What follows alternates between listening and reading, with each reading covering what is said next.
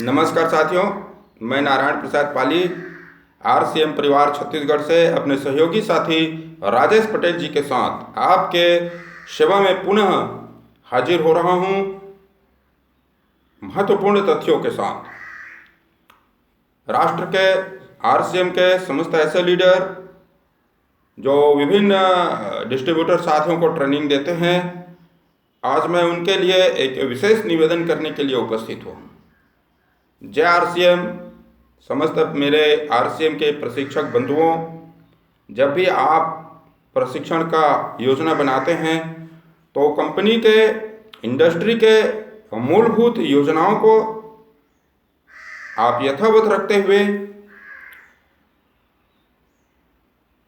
एक ऐसे विषय को उसमें जोड़ा करें जिससे आपको न केवल व्यापार में वृद्धि होगी वरन आपके पास समर्पित डिस्ट्रीब्यूटर मिलेंगे। किसी को किसी से जोड़ देना समर्पण नहीं होता। किसी को अपने साथ लगाव हो गया है, झुकाव हो गया है, अट्रैक्शन हो गया है तो वो समर्पण नहीं है, वो कुछ दिनों के बाद बदल जाएगा। समर्पण क्या होता है? समर्पण वो होता है जो हमारी कमी, बेसी, अच्छाई, बुराई सबको समझते हुए हमारे लिए हर पल हर क्षण तैयार रहे, वो समर्पण होता है। ऐसे डिस्ट्रीब्यूटर जिस दिन आप तैयार करना शुरू करेंगे, your best trainer, your A best leader माने जाएंगे। अभी आप लीडर हैं, अभी आप प्रशिक्षक हैं, अभी आप केवल डुप्लीकेटिंग करने वाले लोग हैं, कॉपी करते हैं आप बस और कुछ नहीं करते। लेकिन यदि उसको हम थोड़ा सा डेवलप कर दें, थोड़ी सी उसमें सुधार कर दें, थोड़ा सा उसको नए ढंग से प्रस्तुत करते हैं। आरसीएम का दूसरा नाम क्या है? आप लोग बताते हैं आरसीएम का दूसरा नाम है बदलाव। देश काल परिस्थितियों के अनुसार यदि प्रशिक्षण देने की जो शैली है उसमें बदलाव नहीं करेंगे तो आपको वो बिजनेस का बेनिफिट नहीं मिलने वाला है जो मिलना चाहिए अभी तक।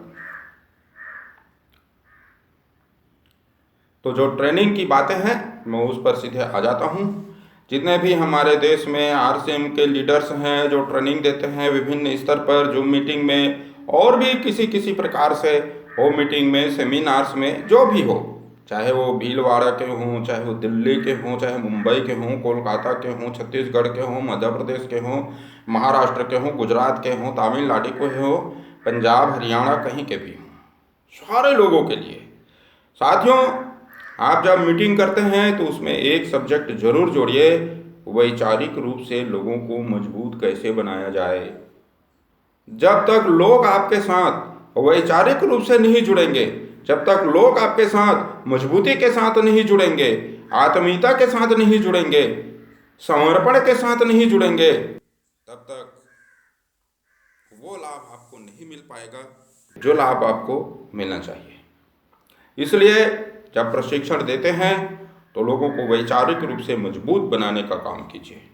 जो व्यक्ति आपके लिए समर्पित रहेगा, जो व्यक्ति इंडस्ट्री के लिए समर्पित रहेगा, वह लॉन्ग लाइफ काम करेगा, इसमें निवेश भी करेगा और हमारे बिजनेस को ग्रोथ करेगा।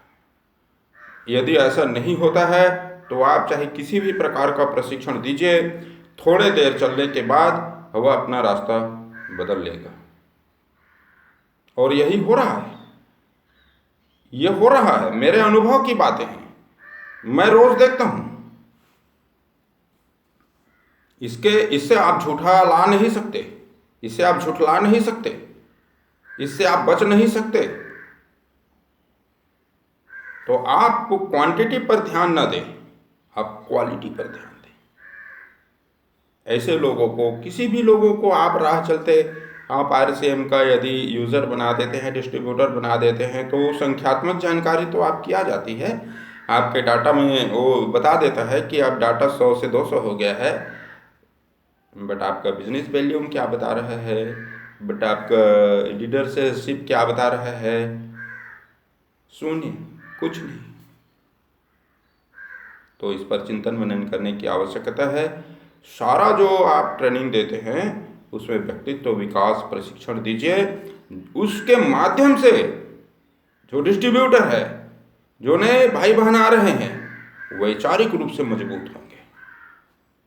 उनको लगेगा कि यह जो इंडस्ट्री है इसके हम सेलर नहीं हैं, पार्टनर हैं।